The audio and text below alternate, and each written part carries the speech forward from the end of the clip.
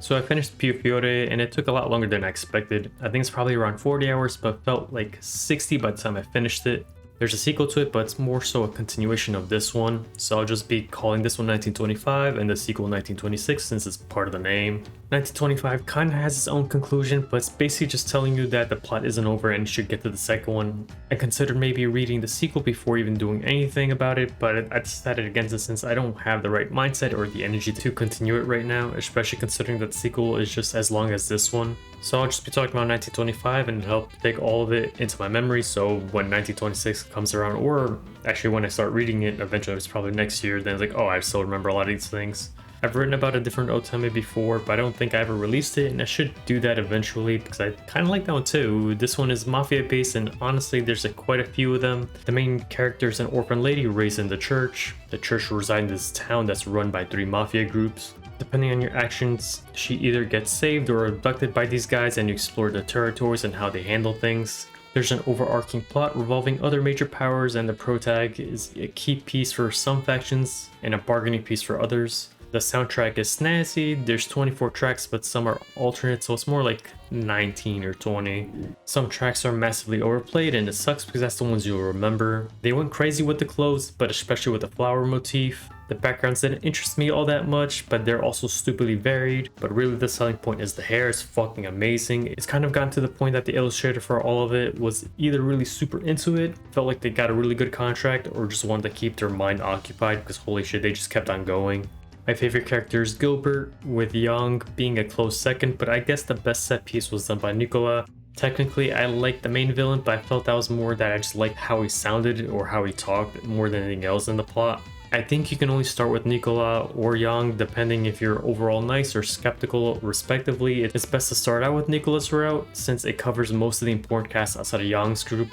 It's kind of weird that the emphasis on the cops are the strongest in Nicola's route and then just semi-forgotten for like a huge chunk of the title. It does try to tie them back in by the end, but honestly it was more like a footnote and probably just like a stepping stone for the sequel, which is kind of sad since I had a lot of fun with the relationship dynamics between Nicola and Roberto. Roberto is like the angry detective that wants to drive the mafia off the land. He's funny in a few ways, mainly that he's like a stereotypical standoffish detective, like the ones in Persona 5 or the one from Cartagora, but the main one is unintentional because his last name means ugly in my language, so every time he gets a name card it's just calling him ugly. There is a dry spell with Nicola around the middle and you have to power through it, but it ends well enough. I guess I should say that each route has 3 endings excluding the bad endings where she just dies, so it's like the best normal and bad endings.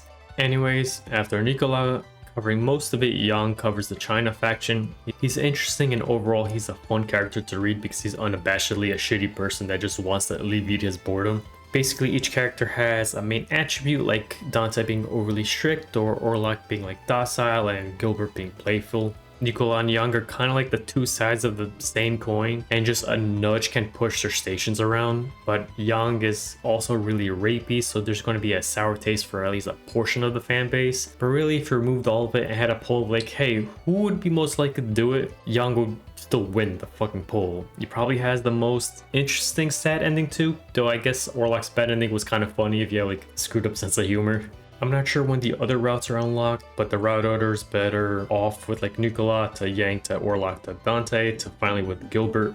Gilbert's common is used as a base for the finale. Honestly, I think they use too much of it. You can consider it like 20% changes, and overall that's the major issue with this title. Each new route after the first 2 don't really delve to whatever they're about too deeply, so it's more like 10% new context of what's going on, and then the rest is setup or follow through of the guy you picked.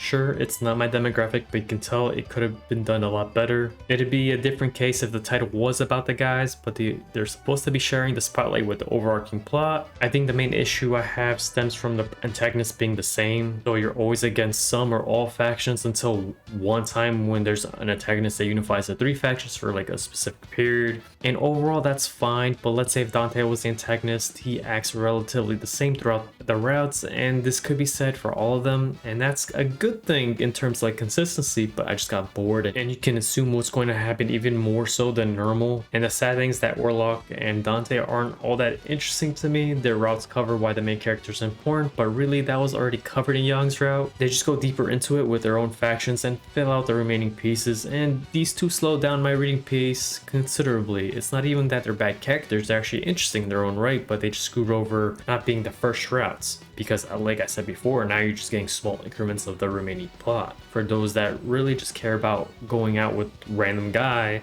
and most likely you wouldn't even notice it or notice the sluggish pace of the overkill plot. The finale was also really dull in terms of what a finale usually entails. A lot of it is already in Gilbert's route. Even without that, it was just kind of dull. The routes themselves were more interesting.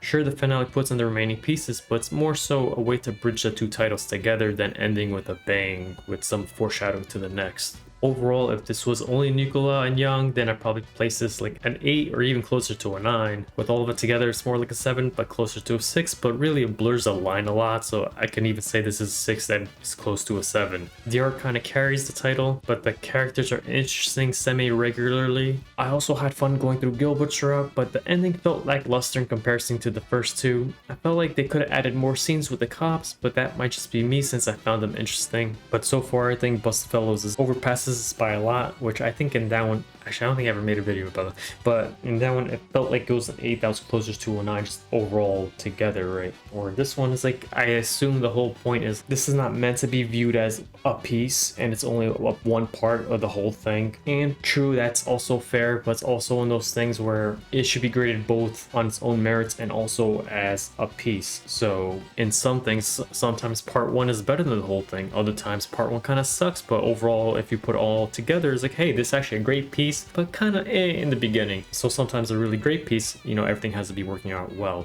So the spoilers are kind of on stuff I talked about offhandedly before. Roberto is pretty much a crazy asshole that's kind of different from Young, and that's more on that he can be fooled, he gets a lot of tunnel vision. The dude is all about justice, but he goes all like Kira and just starts killing off whoever's in his way. But that's only in Nicola's route, and he's semi-gone for a chunk of the VN. He does come back in Gilbert and I think the true route, and he's pretty cool there too. He's no longer crazy and kind of has like that bro rivalry with Nicola. Basically he sees what the old detective was always talking about, and sometimes you have to play along to get shit done.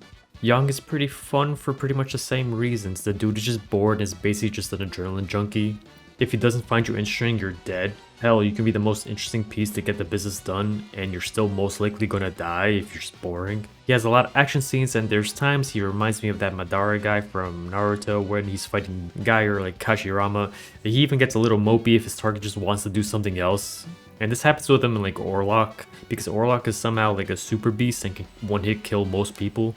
And that's pretty funny considering Yang is also seen as like a super soldier type of guy. He can get shot throughout the whole fight and still keep going. There was one scene by the end of his route where he just throws the MC to the ground just to get like an extra second of distance to stab people. His bad ending was also pretty neat. He ends up killing the MC again because he found her boring. But by the end he kills off this other lady because she told him, it's like, oh, you actually loved someone and you just didn't notice it. And it's like, fuck you, I'm gonna kill you.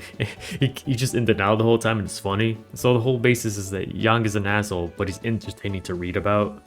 Orlok is kind of whatever, he's the good boy of the group, but his plot didn't have much going on. He's like a Tsukihime nun. His combat stats are basically Leo's from Rose Gun days, but none of the charm of Leo. His plot does key in some details of the bishop and this other guy in the church. It's interesting, but the funniest thing about him is his bad ending where Orlok gets captured by Dante and Dante just cucks him while he's imprisoned. And it's understandable considering he was raised with like minimal social interaction, so he's kind of weird talking to, but in the end it was just funny. The main bad had a great voice actor that just shit talks the rest of the group. It's rather short, but it was interesting while it lasted. He's also pretty decent in his own route, and I think he'll play a major role in the sequel, but I didn't look into it yet. And that's basically what I liked. I had a lot of fun with the actual people, but the main character was kind of boring, and that's her thing, because she's like naive and always in the church. She doesn't know much of anything.